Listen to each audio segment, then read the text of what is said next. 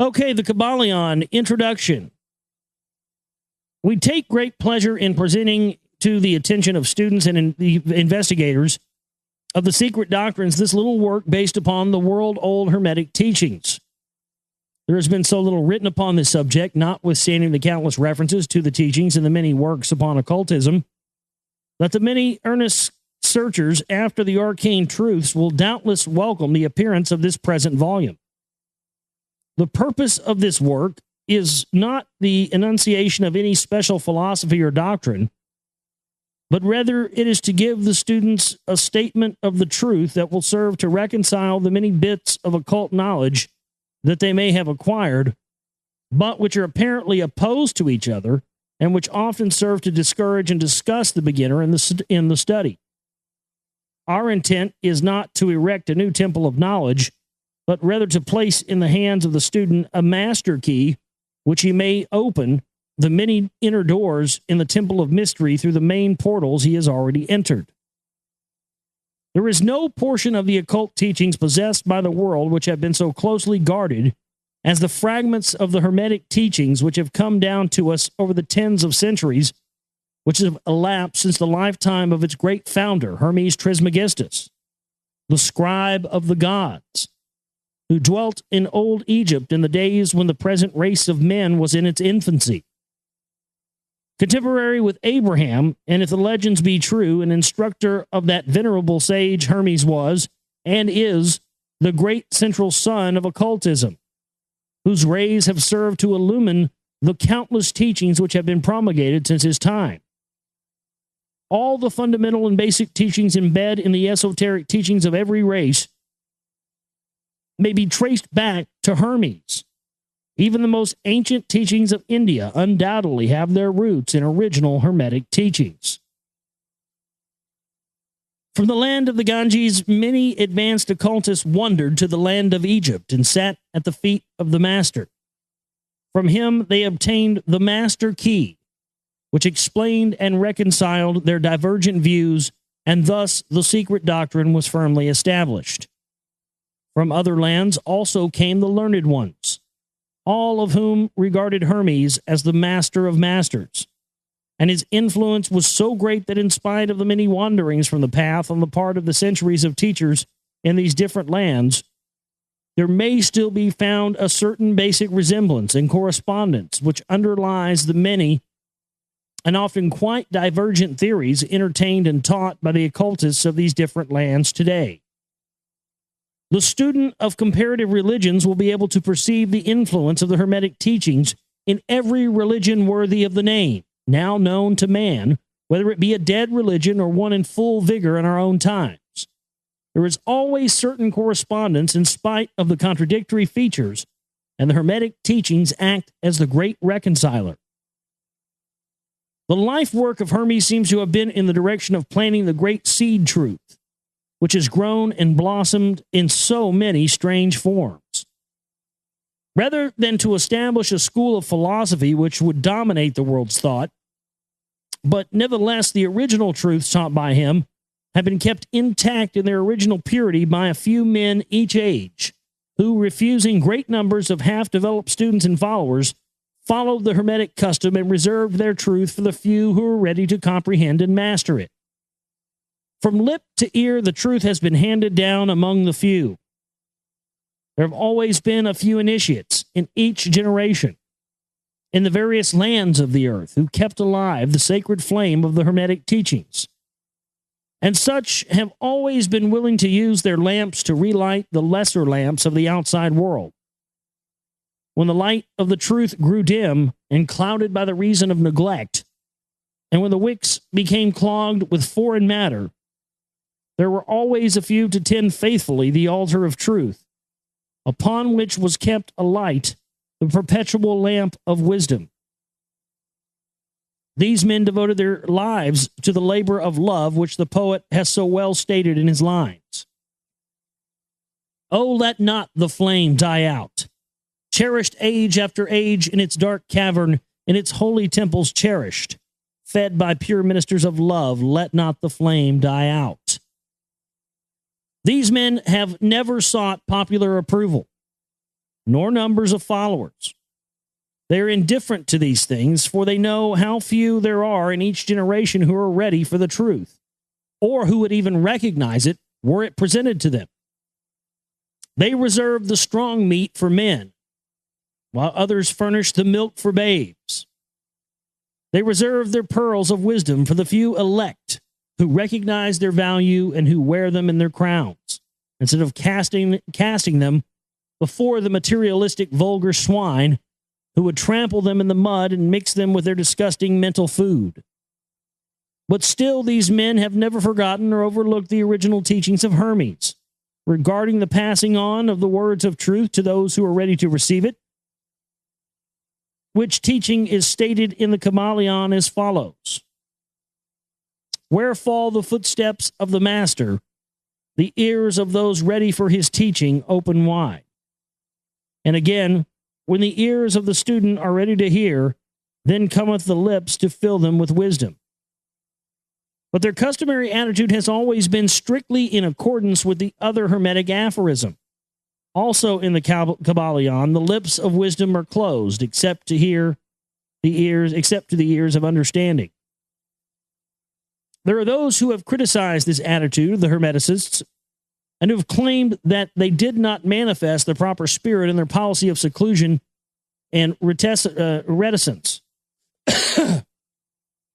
But a moment's glance back over the pages of history will show the wisdom of the masters, who know the folly of attempting to teach to the world that which it was neither ready or willing to receive. The Hermeticists have never sought to be martyrs and have instead sat silently aside with a pitying smile on their closed lips, while the heathen raged noisily about them in their customary amusement of putting to death and torture the honest but misguided enthusiasts who imagined that they could force upon a race of barbarians the truth capable of being understood only by the elect who had advanced along the path. And the spirit of persecution has not yet died out in the land. There are certain Hermetic teachings which, if publicly promulgated, would bring down upon the teachers a great cry of scorn and relievement. A cry of scorn and revilement from the multitude, who would again raise the cry of crucify, crucify. In this little world, we have endeavored to give you an idea of the fundamental teachings of the Kybalion, striving to give you the working principles, leaving you to apply them to yourselves, rather than attempting to work out the teaching in detail.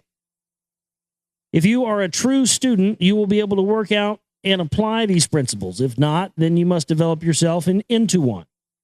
For otherwise, the Hermetic teachings will just be as words, words, words to you. So that's a good intro there. I mean, I like that. It sounds like this is going to be right up our alley. But yeah, again, if you're not ready for it, it's just going to go over your head anyway. Chapter 1, the Hermetic philosophy. From old Egypt have come the fundamental esoteric and occult teachings which have so strongly influenced the philosophies of all races, nations, and peoples. For several thousand years, Egypt, the home of the pyramids and the Sphinx, was the birthplace of the hidden wisdom and mystic teachings. From her secret doctrine, all nations have borrowed: India, Persia, Chaldea, Media, China, Japan, Assyria, ancient Greece, and Rome. And other ancient countries partook liberally at the feast of knowledge, which the hierophants and the masters of the land of Isis so freely provided for those who came prepared to partake of the great store of mystic and occult lore which the masterminds of that ancient land had gathered together. In ancient Egypt dwelt the great adepts and masters who have never been surpassed and who have seldom been equaled.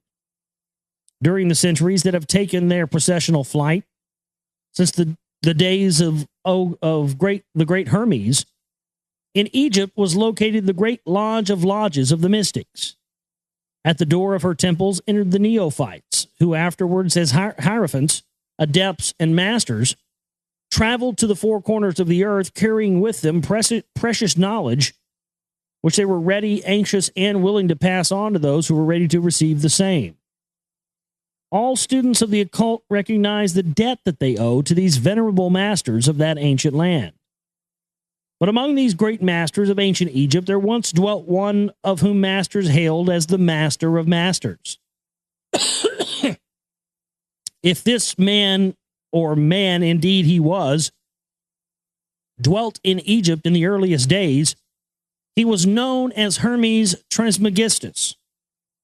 He was the father of the occult wisdom, the founder of astrology, the discoverer of alchemy.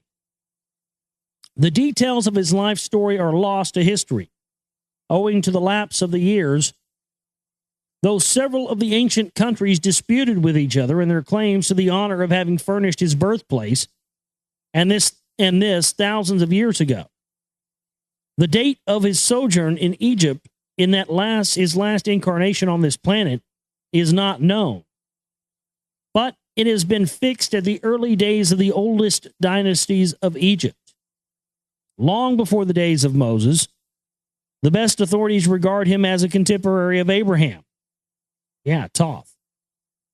And some of the Jewish traditions go as far as to claim that Abraham acquired a portion of his mystic knowledge from Hermes himself.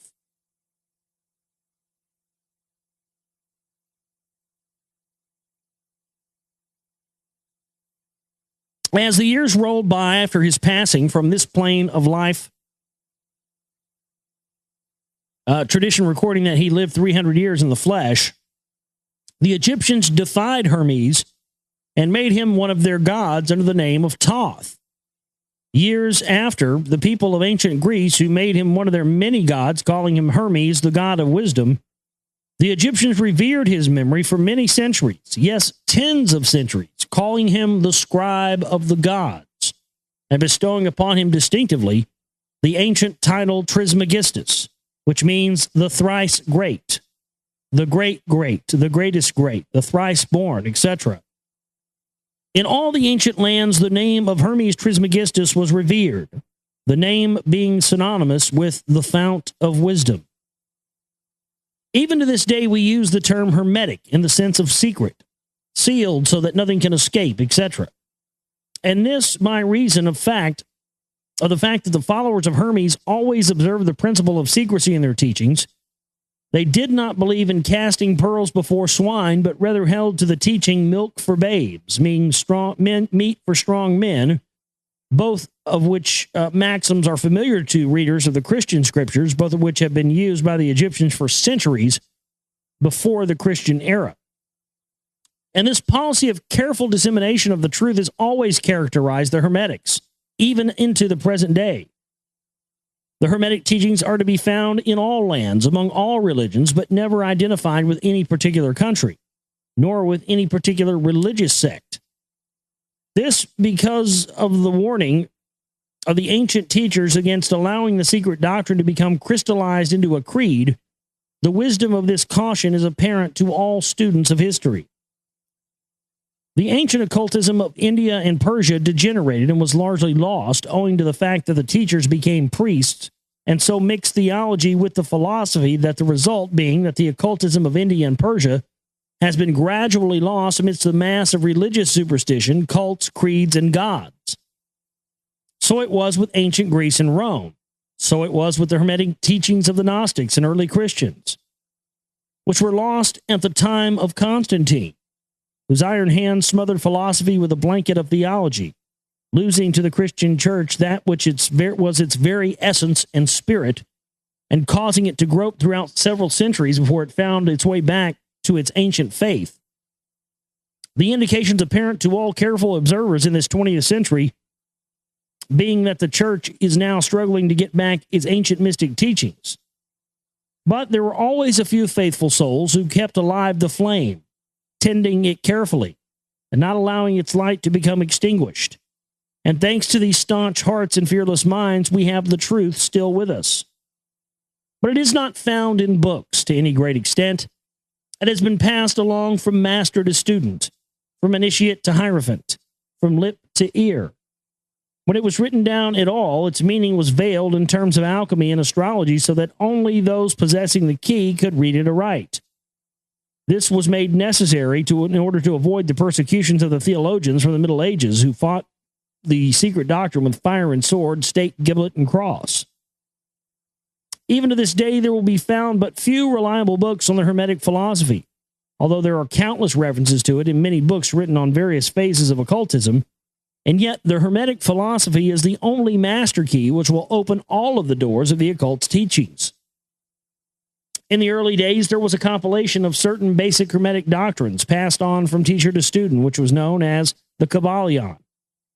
The exact significance and meaning of the term have been lost for several centuries. This teaching, however, is known to many to whom it has descended from mouth to ear, on and on, throughout the centuries. Its precepts have never been written down or printed, so far as we know. It was merely a collection of maxims, axioms, and precepts which were non-understandable to outsiders, but which were readily understood by students after the axioms, maxims, and precepts had been explained and exemplified by the Hermetic initiates to their neophytes.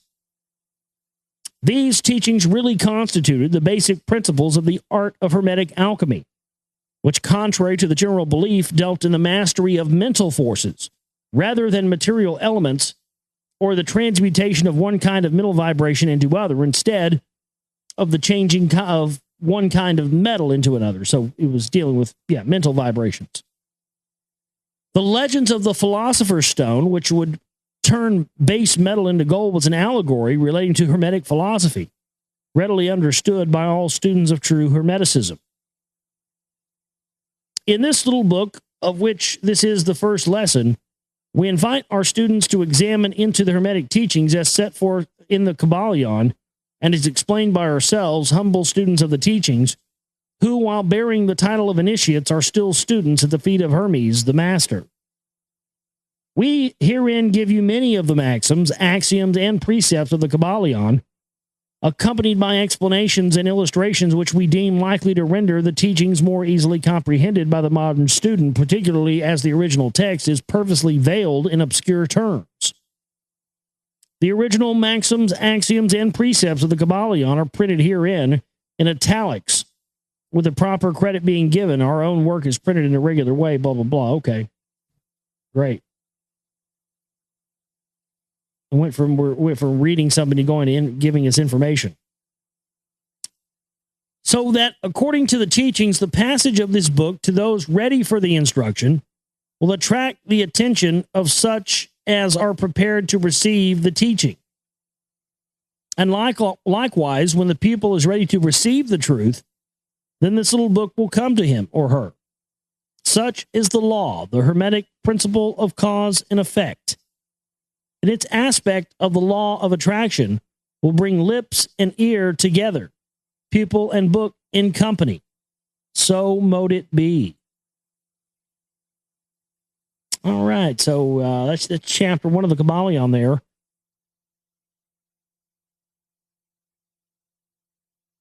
Let's get into the Kybalion, chapter 2 here for you tonight, the 7 Hermetic principles. The principles of truth are 7. He who knows these understandingly possesses the magic key before whose touch all the doors of the temple fly open. The 7 Hermetic principles upon which the entire Hermetic philosophy is based are as follows. Number 1, the principle of mentalism. Number 2, the principle of correspondence. Number 3, the principle of vibration. Number 4, the principle of polarity. Number 5, the principle of rhythm. Number 6, the principle of cause and effect. Number 7, the principle of gender. These 7 principles will be discussed and explained as we proceed with these lessons. A short explanation of each, however, may as well be given at this point. Number 1, the principle of mentalism. The all is mind, the universe is mental.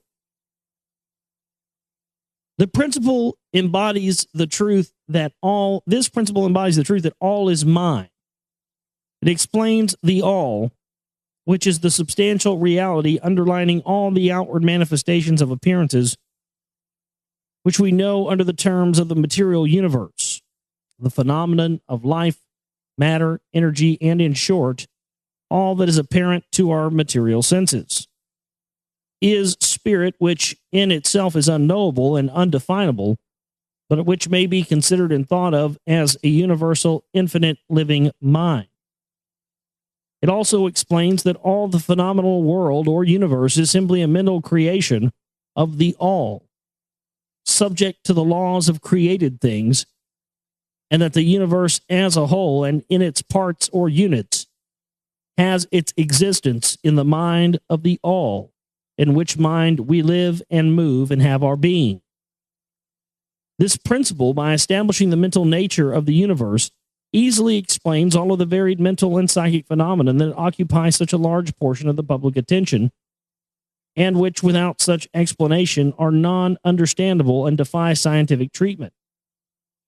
An understanding of this great Hermetic principle of mentalism enables the individual to readily grasp the laws of the mental universe and to apply the same to his well-being and advancement. The Hermetic student is enabled to apply intelligently the great mental laws instead of using them in a haphazard manner. With the master key in his possession, the student may unlock many doors of the mental and psychic temple of knowledge and enter the same freely and intelligently. This principle explains the true nature of energy, power, and matter, and why and how all these are subordinate to the mastery of mind. One of the old Hermetic masters wrote long ages ago, "He who grasps the truth of the mental nature of the universe is well advanced on the path to mastery." And these words are as true today as at the time they were first written. Without this master key, mastery is impossible, and the student knocks in vain at the many doors of the temple. Number 2, the principle of correspondence. This principle embodies the truth that there is always a correspondence between the laws and phenomenon of the various planes of being and life. The old Hermetic axiom ran in these words, "As above, so below, as below, so above." And the grasping of this principle gives one the means of solving many a dark paradox and hidden secret of nature. And indeed, say that's true. That's one to me. That's one of the secret ways of finding out. That's the whole thing. You can find out what's going on. It's like if you see something going on in a small scale, then that means it's somewhere. There's a good chance it's going on a large scale somewhere else. And that's where it makes you go, "Oh, wow." Huh. There are planes beyond our knowing. But when we apply the principle of correspondence to them, we are able to understand much that would otherwise be unknowable to us. This principle is of universal application and manifestation on the various planes of the material, mental, and spiritual universe. It is a universal law. The ancient Hermeticists considered this principle as one of the most important mental instruments by which man was able to pry aside the obstacles which hid from view the unknown. Its use even tore aside the veil of Isis, to the extent that a glimpse of the face of the goddess might be caught. Just as a knowledge of the principles of geometry enables man to measure distant suns and their movements while seated in his observatory, so a knowledge of the principle of correspondence enables man to reason intelligently from the known to the unknown. Studying the monad, he understands the archangel. Number 3, the principle of vibration. This principle embodies the truth that everything is in motion. Everything vibrates. Nothing is at rest. Facts which modern science endorses and which each new scientific discovery tends to verify, and yet this Hermetic principle was enunciated thousands of years ago by the masters of ancient Egypt. This principle explains that the differences between different manifestations of matter, energy, mind, and even spirit result largely from varying rates of vibration, from the all, which is pure spirit, down to the grossest form of matter. All is in vibration. The higher the vibration, the higher the position in the scale. The vibration of spirit is at such an infinite rate of intensity and rapidity that it is practically at rest, just as the rapidly moving wheel seems to be motionless. And at the other end of the scale, there are gross forms of matter whose vibrations are so low as to seem at rest. Between these poles, there are millions upon millions of varying degrees of vibration. From corpuscle to electron, atom and molecule, to worlds and universes, everything is in vibratory motion. This is also true on the planes of energy and force, which are but varying degrees of vibration, and also on the mental planes, whose states depend upon vibrations. That's where the term vibes comes from. Oh, I don't know, man. I got a bad vibe about that. Vibe is vibration. When you get a vibe from something, you're feeling the vibration of that, whether it be negative or positive. That's a real term. That's where it comes from. And even on to the spiritual planes. An understanding of this principle with the appropriate formulas enables Hermetic students to control their own mental vibrations as well as those of others. The masters who apply this principle to conquering of natural phenomena in various ways. He who understands the principle of vibration has grasped the scepter of power, says one of the old writers. Number 4, the principle of polarity. This principle embodies the truth that everything is dual. Everything has two poles. Everything has its pair of opposites, all of which were old Hermetic axioms. It explains the old paradoxes that have perplexed so many, which have been stated as follows. Thesis and antithesis. Thesis and antithesis are identical in nature, but different in degree. Opposites are the same, differing only in degree. The pairs of opposites may be reconciled. Extremes meet. Everything is and isn't at the same time. All truths are but half-truths. Every truth is a half false. There are two sides to everything, etc., etc. It explains that in everything there are two poles or opposite aspects, and that opposites are really only the two extremes of the same thing, with many varying degrees between them. To illustrate heat and cold, although opposites are really the same thing, the differences consisting merely of degrees of the same thing. Look at your thermometer and see if you can discover where heat terminates and cold begins. There is simply no such thing as absolute heat or absolute cold. The two terms heat and cold simply indicate varying degrees of the same thing, and that same thing which manifests as heat and cold is merely a form, a variety, and a rate of vibration. So heat and cold are simply the two poles of that which we call heat, and the phenomena attendant thereupon are manifestations of the principle of polarity. The same principle manifests in the case of light and darkness, which are the same thing, the difference consisting of varying degrees between the two poles of the phenomena. Where does darkness leave off and light begin? What is the difference between large and small, between hard and soft, between black and white, between sharp and dull, noise and quiet, high and low, positive, negative? The principle of polarity explains these paradoxes, and no other principle can supersede it. The same principle operates on the mental plane. Let us take a radical and extreme example of love and hate. Two mental states apparently totally different, and yet there are degrees of hate and degrees of love, and a middle point in which we use terms like or dislike, which shade into each other so gradually that sometimes we are at a loss to know whether we like or dislike or neither. And all are simply degrees of the same thing, as you will see if you will think but a moment. And more than this, and considered, that doesn't make any sense. And all are simply degrees of the same thing, as you will see if you will but think a moment. And more than this, and considered of more importance by the Hermeticists, it is possible to change the vibrations of hate to the vibrations of love in one's own mind and in the minds of others. Many of you who read these lines have had personal experiences of the involuntary rapid transition from love to hate, and the reverse in your own case and that of others. And you will therefore realize the possibility of this being accomplished by the use of the will, by the means of the Hermetic formulas. good and evil, but are the poles of the same thing. And the Hermeticist understands the art of transmuting good into evil by means of an application of the principle of polarity. In short, the art of polarization becomes a phase of mental alchemy, known and practiced by the ancient and modern Hermetic masters.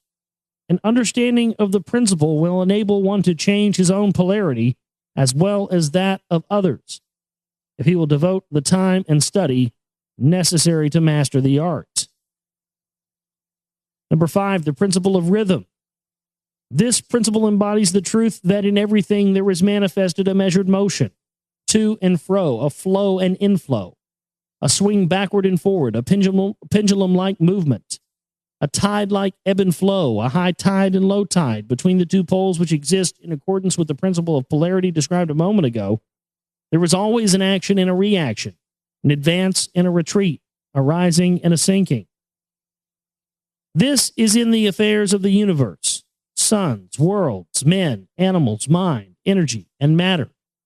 This law is manifest in the creation and destruction of worlds, in the rise and fall of nations, in the life of all things, and finally in the mental states of man. And it is with this latter that the Hermeticists find the understanding of the principle most important. The Hermeticists have grasped this principle, finding its universal application, and have also discovered certain means to overcome its effects in themselves by the use of the appropriate formulas and methods. They apply the mental law of neutralization. They cannot annul the principle or cause it to cease its operation, but they have learned how to escape its effects upon themselves to a certain degree, but depending upon the mastery of the principle. They have learned how to use it instead of being used by it.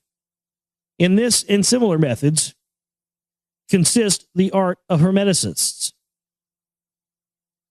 The master of Hermetics polarizes himself at the point at which he desires to rest, and then neutralizes the rhythmic swing of the pendulum, which would tend to carry him to the other pole. All individuals who have attained any degree of self-mastery do this to a certain degree, more or less unconsciously.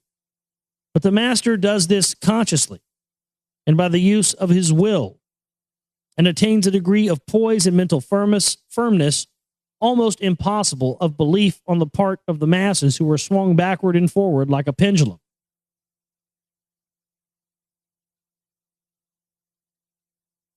Chapter 3 of the Kybalion, mental transmutation.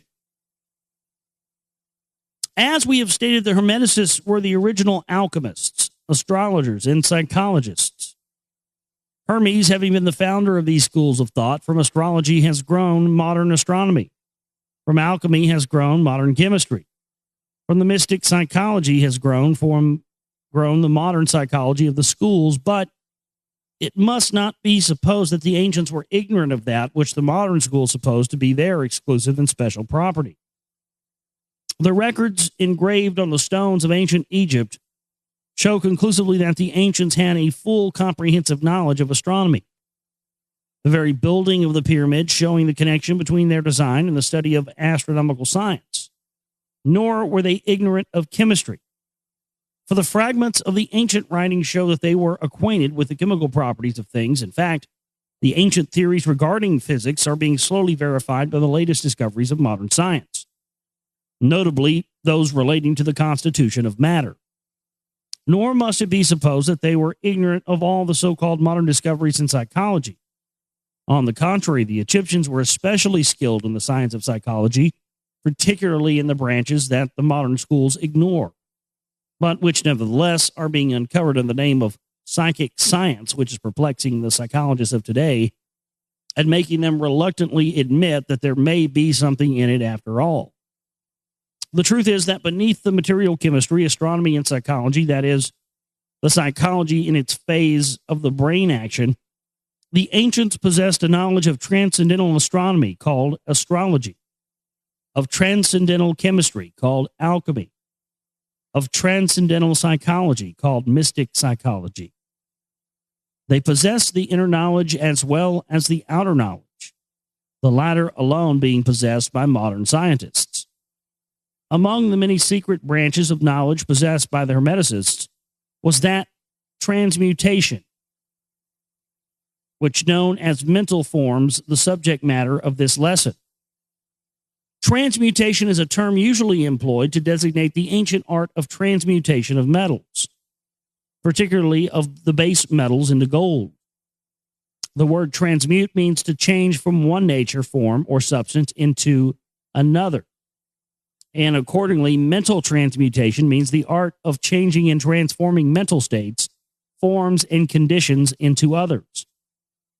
So you may see that mental transmutation is the art of mental chemistry. If you like the term, a form of practical mystic psychology. But this means far more than appears on the surface. Transmutation, alchemy, or chemistry on the mental plane is important enough in its effects to be sure, and if the art stopped, there would still be one of the most important branches of study known to man, but this is only the beginning. Let us see why. The first of the 7 Hermetic principles is the principle of mentalism, the axiom of which is the all is mind, the universe is mental, which means that the underlying reality of the universe is mind, and the universe itself is mental, that is, existing in the mind of the all. We shall consider this principle in succeeding lessons. But let us see the effect of the principle if it be assumed to be true. If the universal is mental, I think it's supposed to be universe. If the universe is mental in its nature, then mental transmutation must be the art of changing the conditions of the universe along the lines of matter, force, and mind. So you see, therefore, that mental transmutation is really like the magic of which the ancient writers had so much to say in their mystical works and about which they gave so few practical instructions. If all be mental, then the art which enables one to transmute mental conditions must render the master the controller of material conditions as well as those ordinarily called mental. As a matter of fact, none but advanced mental alchemists have been able to attain the degree of power necessary to control the grosser physical conditions, such as the control of the elements of nature, the production or cessation of tempests, the production and cessation of earthquakes, and other great physical phenomena. But that such men have existed and do exist today is a matter of earnest belief to all advanced occultists of all schools. That the masters exist and have these powers, the best teachers assure their students, having had experiences which justify them in such belief and statements. These masters do not make public exhibitions of their powers, but seek seclusion from the crowds of men. In order to better work,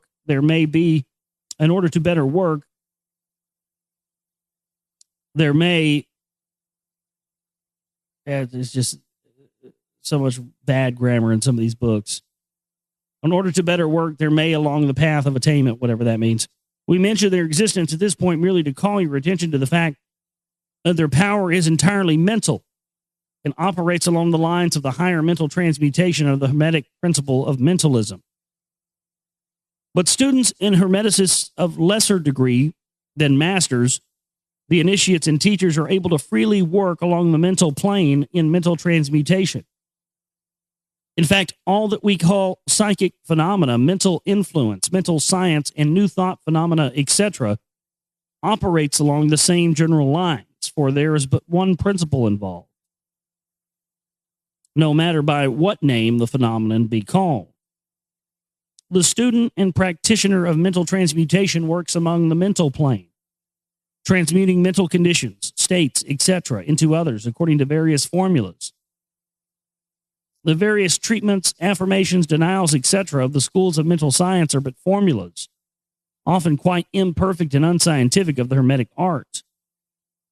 The majority of modern practitioners are quite ignorant compared to the ancient masters, for they lack the fundamental knowledge upon which the work is based.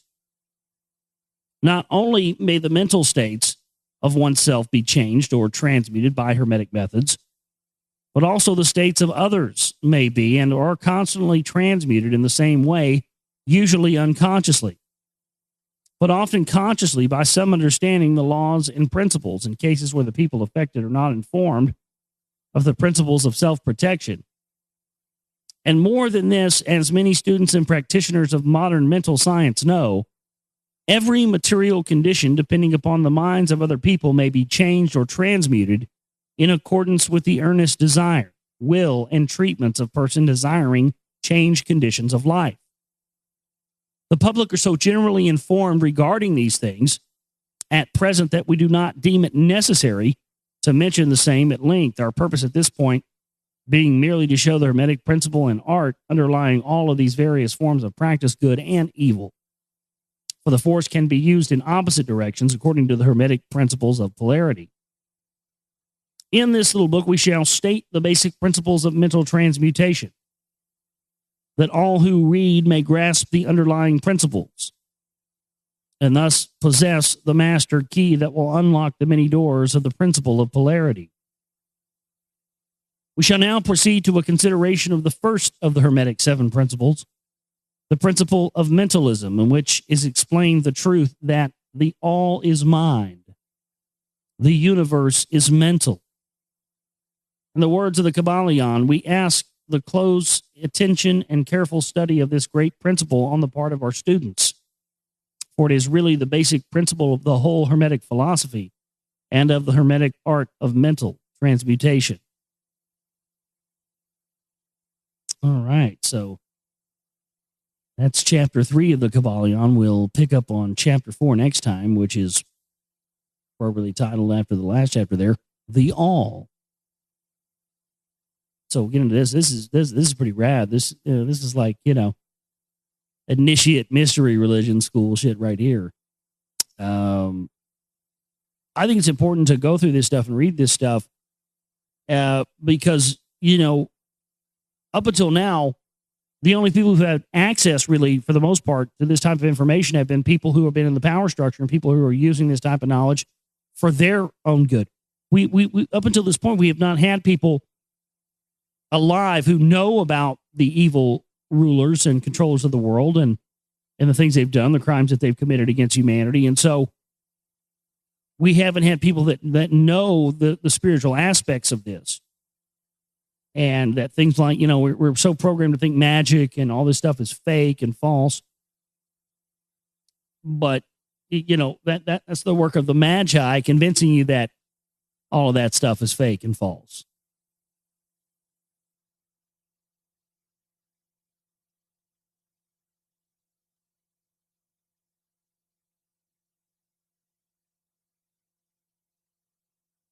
Kybalion for you here tonight. Chapter 4, The All.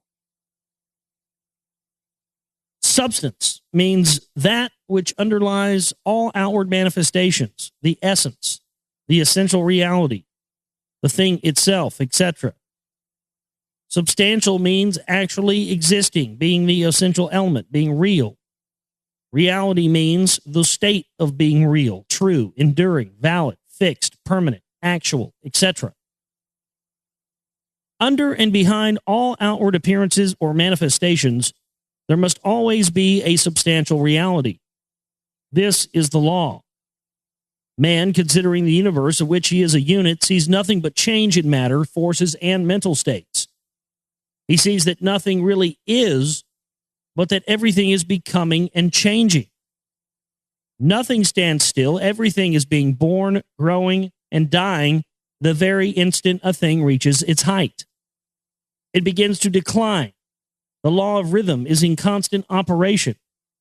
There is no reality, enduring quality, fixity, or substantiality in anything. Nothing is permanent but change. And those changes are permanent, but changes, right? He sees all things evolving from other things and resolving into, it sounds like they fucking wrote Tom Sawyer off of this. He sees all things evolving from other things and resolving into other things, a constant action and reaction, inflow and outflow, building up and tearing down, creation and destruction, birth, growth, and death.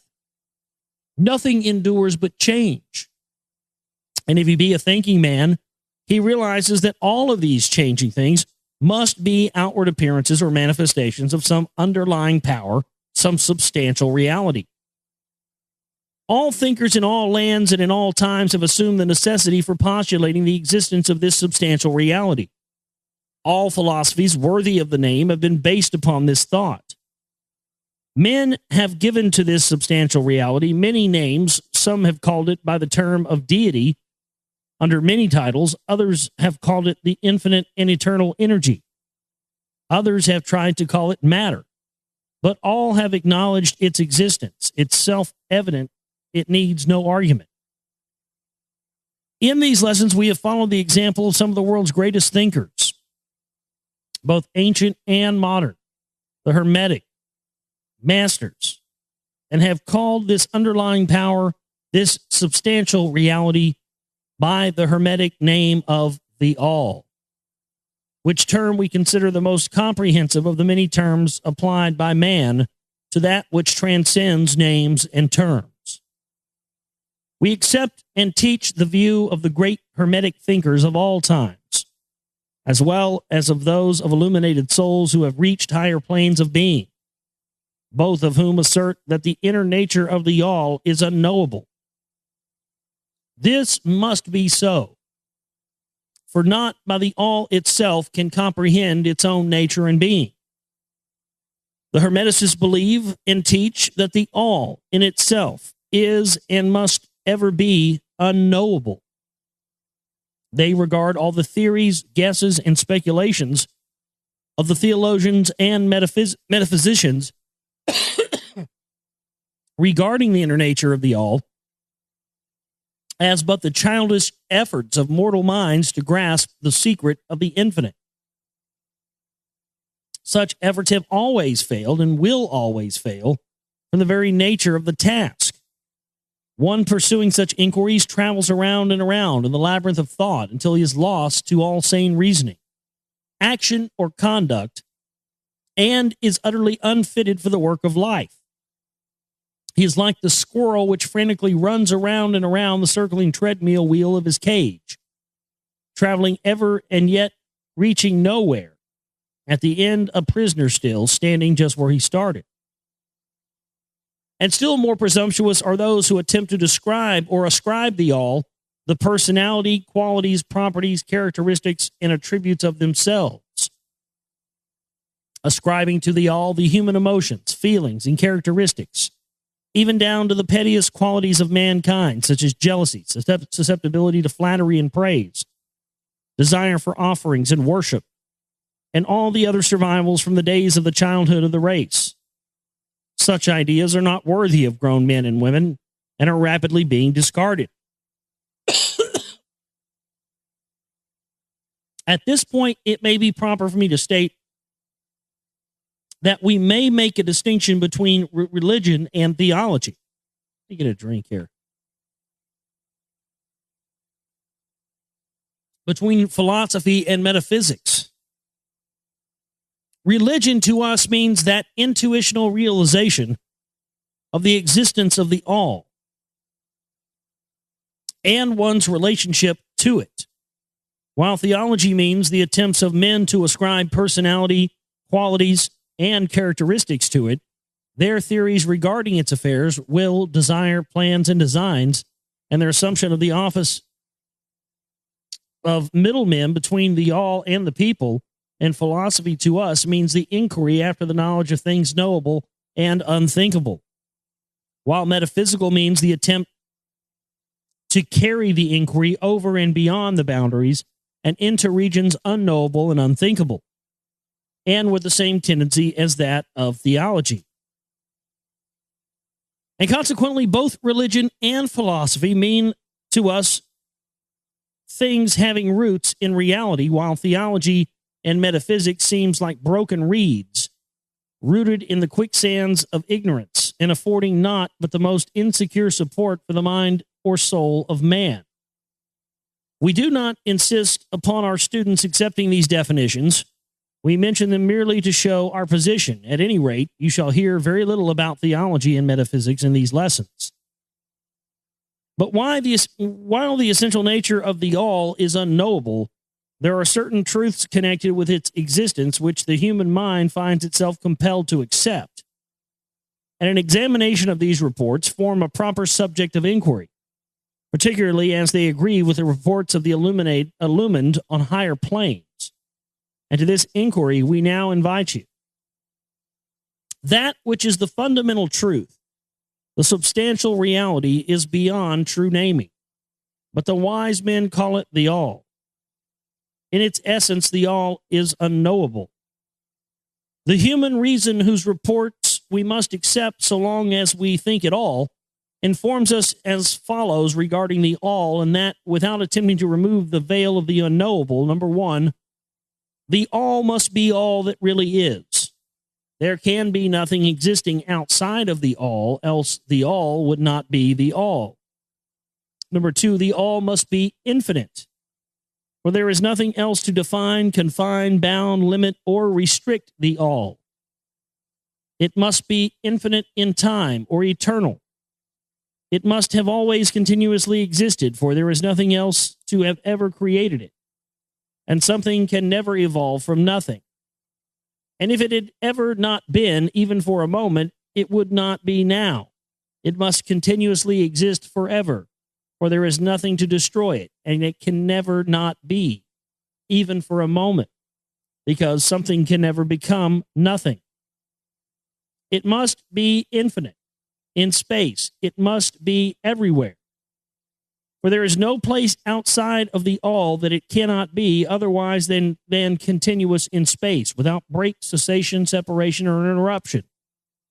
For there is nothing to break, separate, or interrupt its continuity, and nothing with which to fill in the gaps.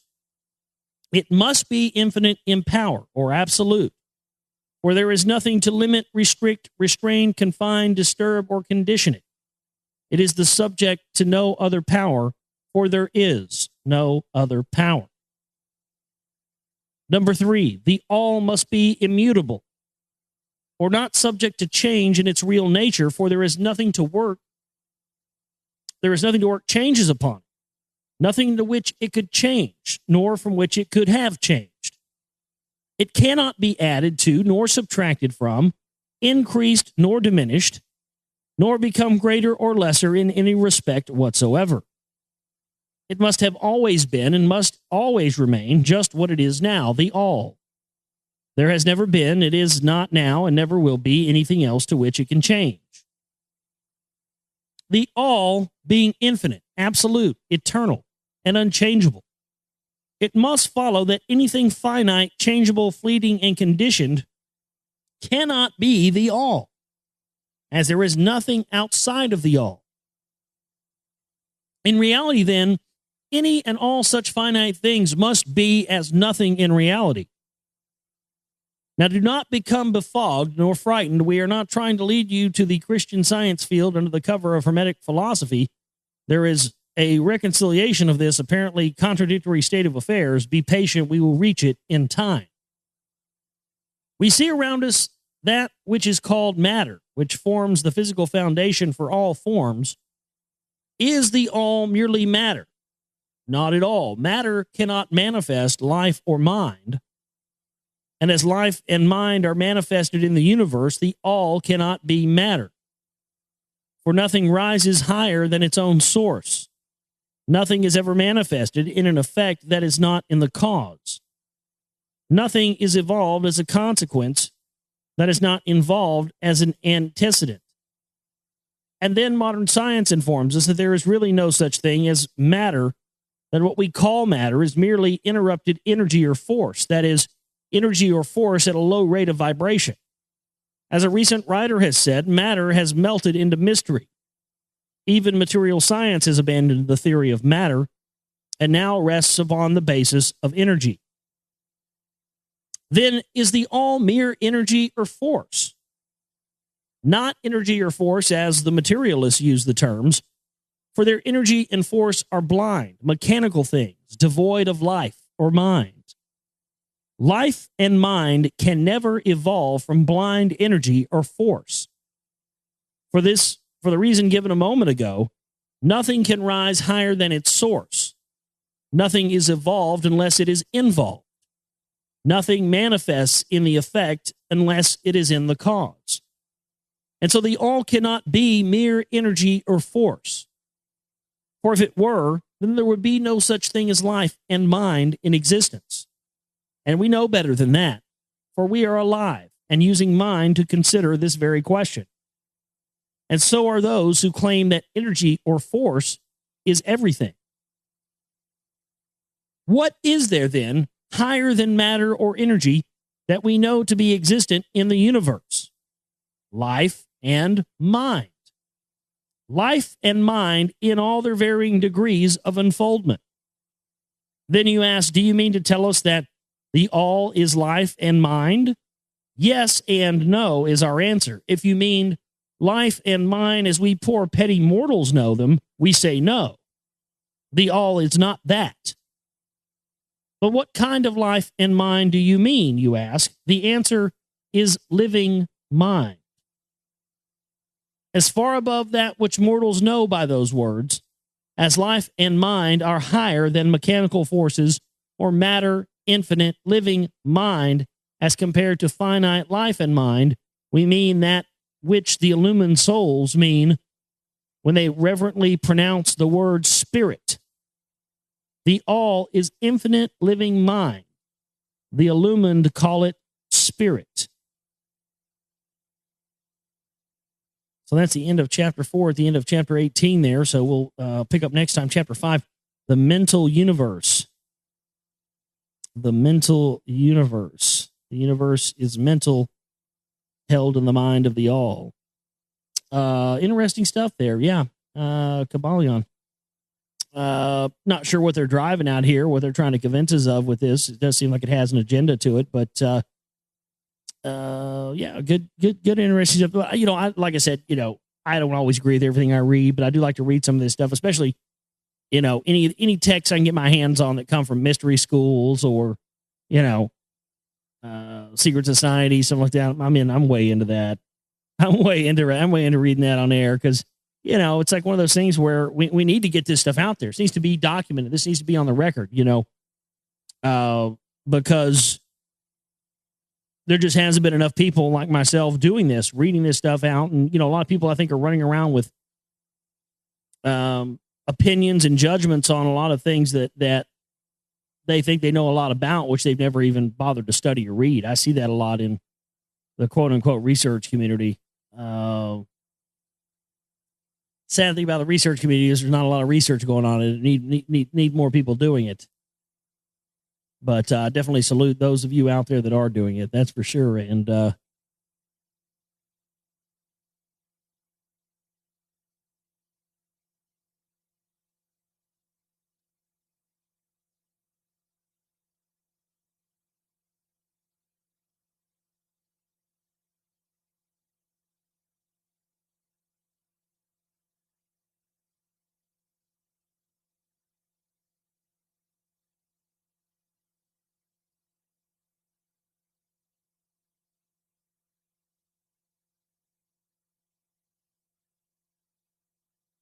Chapter 5 of the Kybalion, the mental universe. The all is spirit. But what is spirit? This question cannot be answered for the reason that its definition is practically that of the all, which cannot be explained or defined. Spirit is simply a name that men give to the highest conception of infinite living mind. It means the real essence. It means living mind. As much superior to life and mind as we know them, as the latter are superior to mechanical energy and matter. Spirit transcends our understanding, and we use the term merely that we may think or speak of the all. For the purposes of thought and understanding, we are justified in thinking of spirit as infinite living mind, at the same time acknowledging that we cannot fully understand it. We must either do this or stop thinking of the matter at all. Let us now proceed to a consideration of the nature of the universe as a whole and in its parts. What is the universe? We have seen that there can be nothing outside of the all. Then is the universe the all? No, this cannot be, because the universe seems to be made up of many. It is constantly changing. And in other ways, it does not measure up to the ideas that we are compelled to accept regarding the all, as stated in our last lesson. Then, if the universe be not the all, then it must be nothing. Such is the inevitable conclusion of the mind at first thought. But this will not satisfy the question, for we are sensible of the existence of the universe.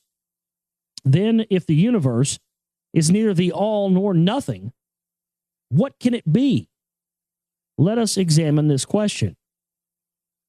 If the universe exists at all, or seems to exist, it must proceed in some way from the all. It must be the creation, or a creation of the all. But as something can never come from nothing, from what could the all have created it? Some philosophers have answered this question by saying that the all created the universe from itself, that is, that the being and substance of the all. But this will not do, for the all cannot be subtracted from, nor divided, as we have seen. And then again, if this could be so, would not each particle in the universe be aware of its being the all? The all could not lose its knowledge of itself, nor actually become an atom or blind force or lowly living thing. Some men, indeed, realizing that the all is indeed all, and also recognizing that they, the men, existed, and have jumped to the conclusion that they, the all, were identical. And they have filled the air with shouts of, "I am God," to the amusement of the multitude and the sorrow of sages. The claim of the corpuscle that I am man would be modest in comparison, but what indeed is the universe, if it not be the all? Not yet created by the all, having separated itself into fragments. What else can it be? Of what else can it be made? That is the great question. Let us examine it carefully. Here we find that the axiom of correspondence comes to our aid here. The old Hermetic axiom, as above, so below, may be pressed into service at this point. Let us endeavor to get a glimpse of the workings on higher planes by examining those on our own. The principle of correspondence must apply to this as well as other problems. Let us see. On his own plane of being, how does man create? Well, first he may create by making something of outside materials, but this will not do, for there are no materials outside of the all which it may create. Well, then, secondly, man procreates or reproduces by the process of begetting, which is self-multiplication.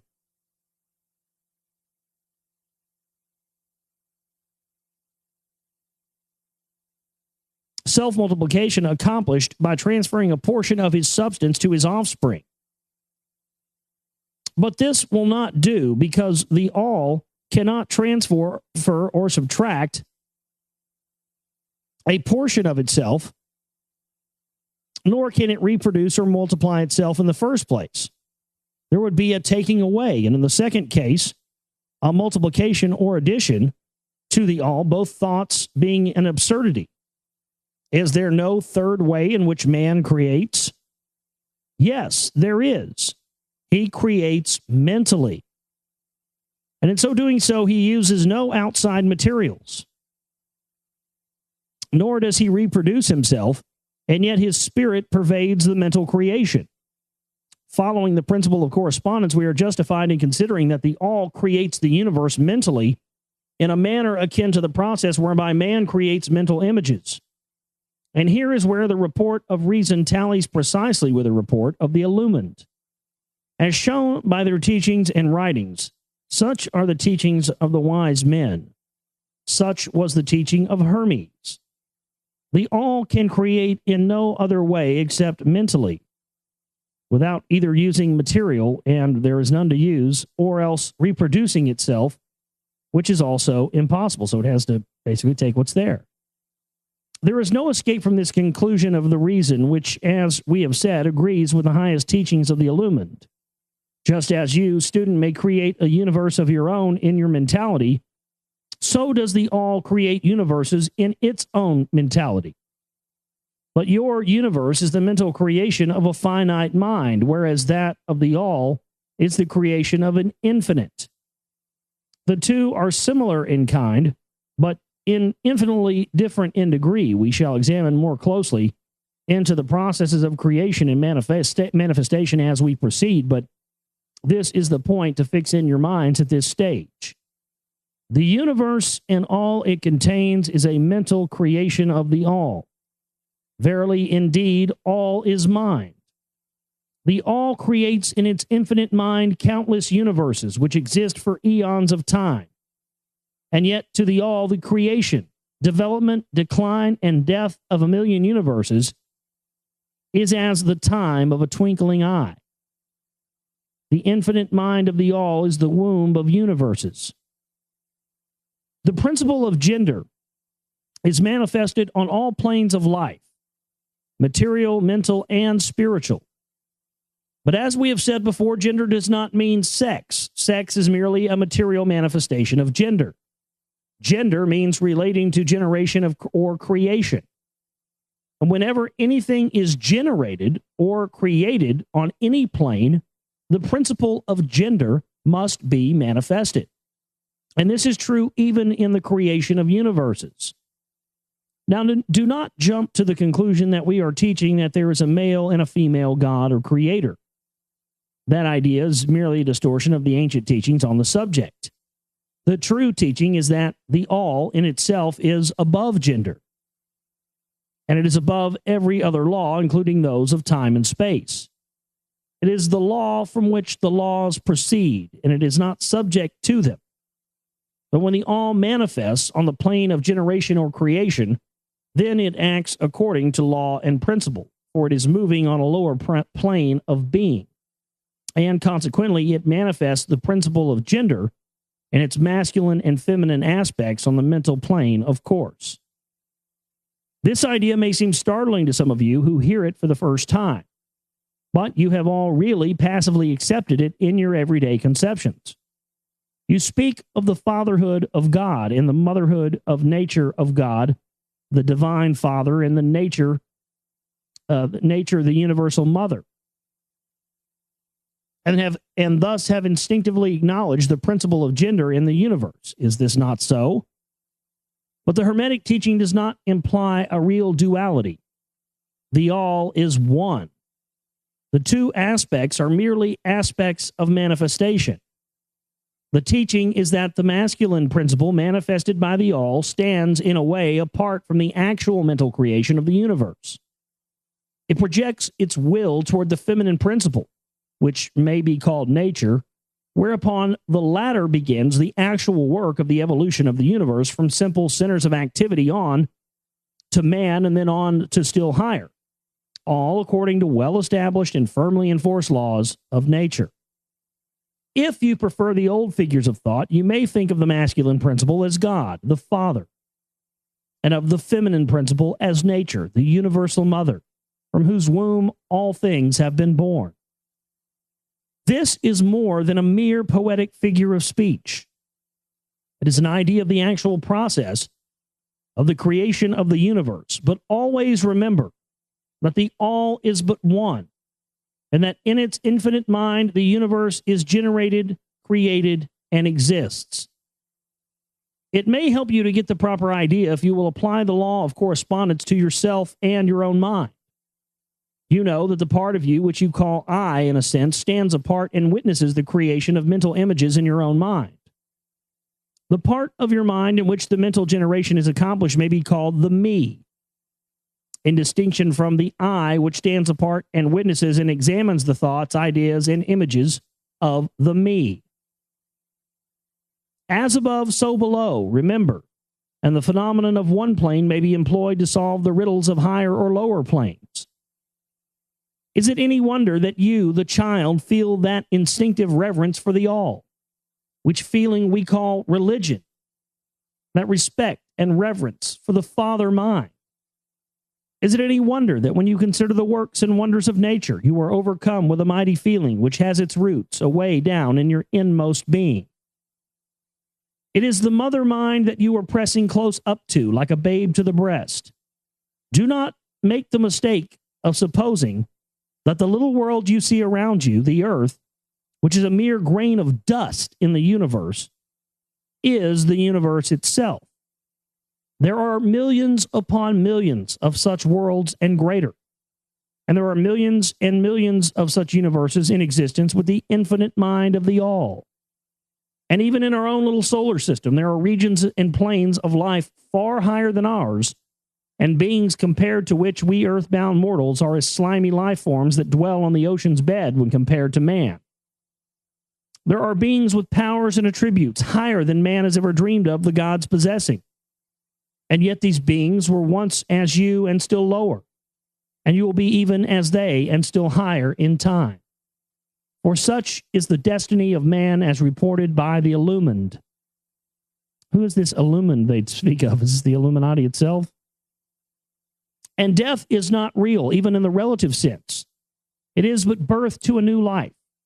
And you shall go on and on and on to higher and still higher planes of life.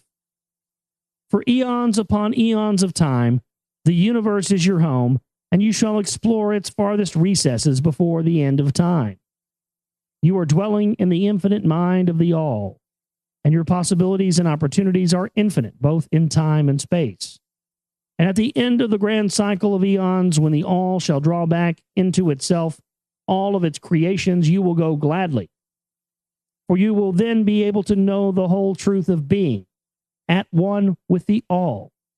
Such is the report of the illumined, those who have advanced well along the path. And in the meantime, rest calm and serene. You are safe and protected by the infinite power of the Father, Mother, Mind.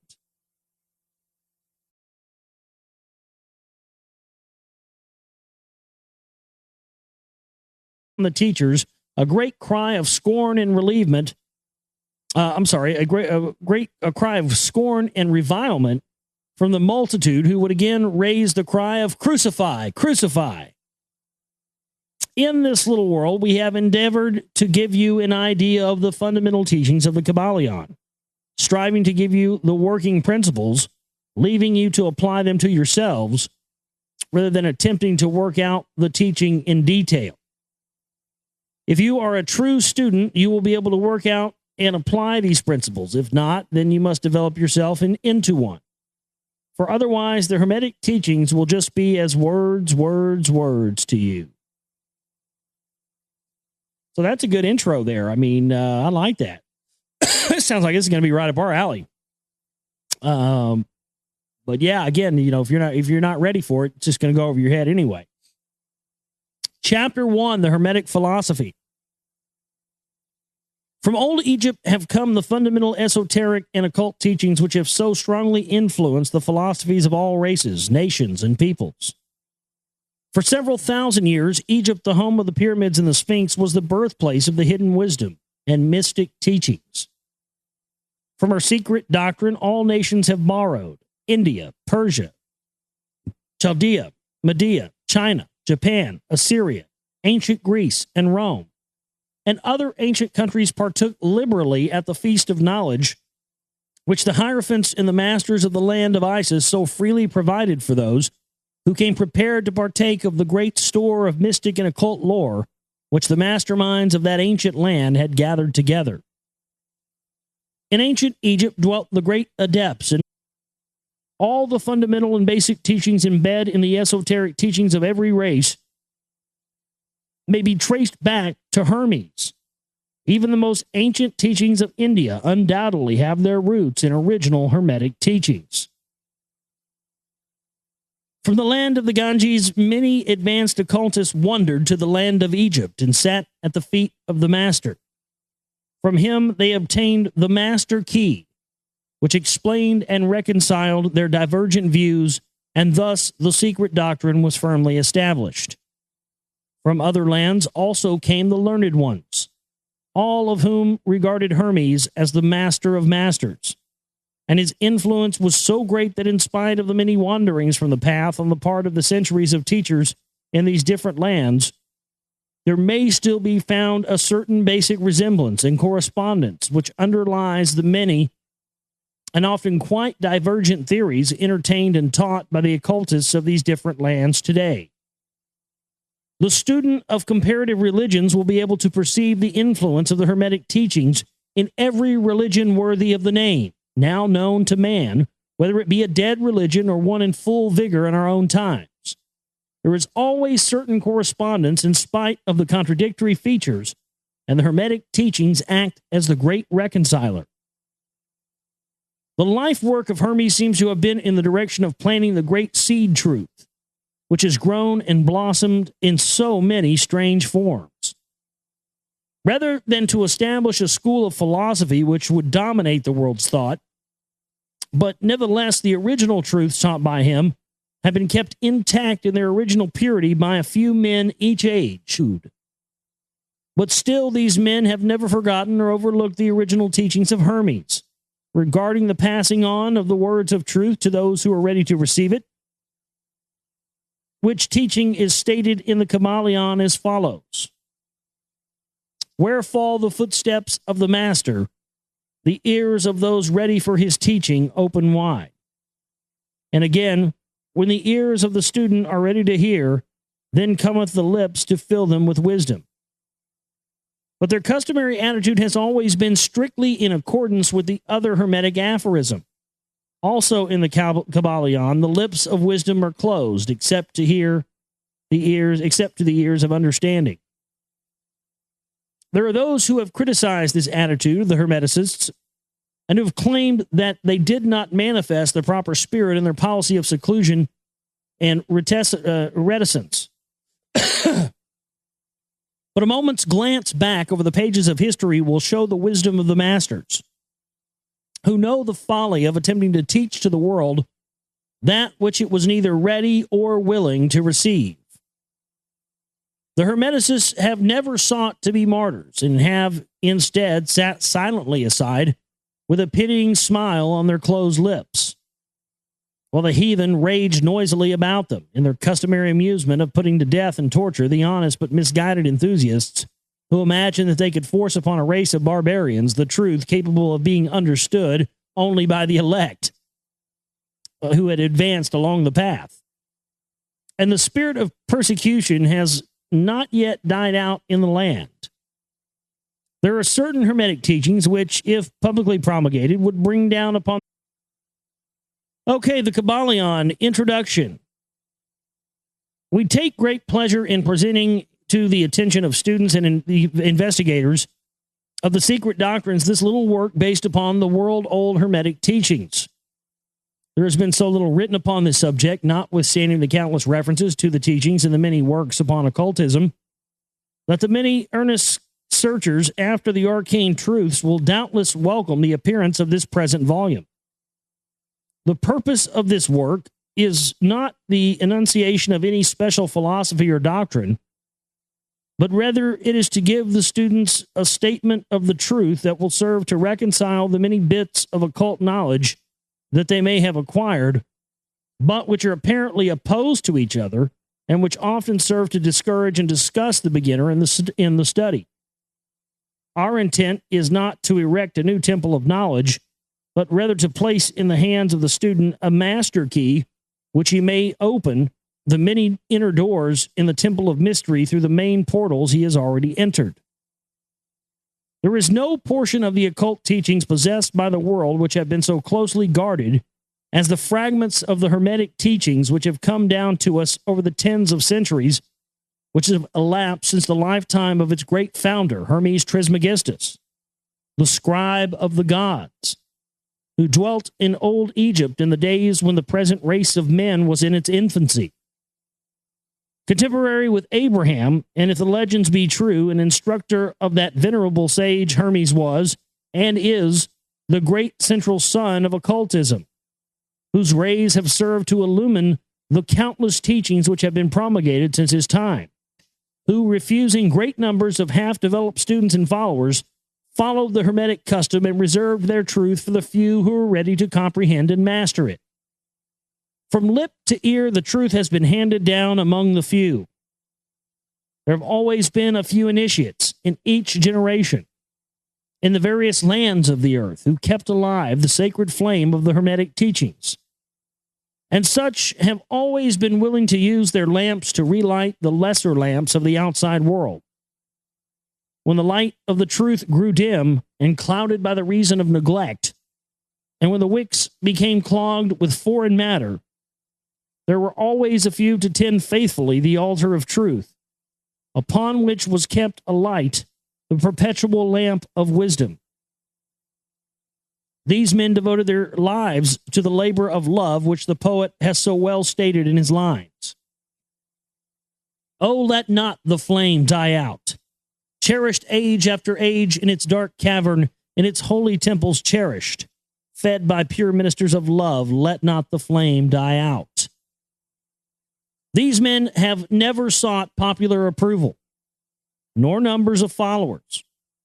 They are indifferent to these things, for they know how few there are in each generation who are ready for the truth, or who would even recognize it were it presented to them. They reserve the strong meat for men, while others furnish the milk for babes. They reserve their pearls of wisdom for the few elect who recognize their value and who wear them in their crowns, instead of casting them before the materialistic vulgar swine who would trample them in the mud and mix them with their disgusting mental food.